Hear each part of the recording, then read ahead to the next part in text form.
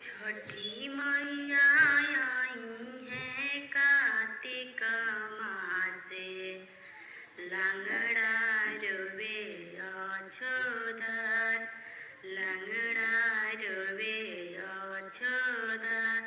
छठी मैया आई है चैत मासे, कोरिया रोवे अछोदर, कोरिया रोवे अछोदर। छठी मैया आई है कार्तिक मासे, आन्हरा रोवे अछोदर, आन्हरा रोवे अछोदर।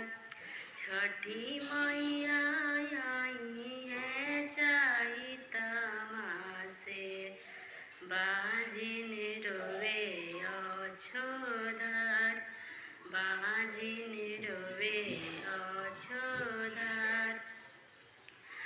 आंगड़ा के देबू जहिया गोड़वा, छठ करी है तोहार, छठ करी है तोहार।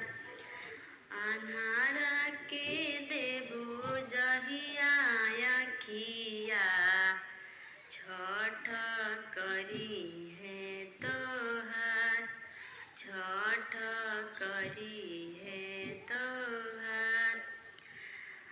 कोरिया के देबू जहिया कयवा, छठ करी है तोहार, छठ करी है।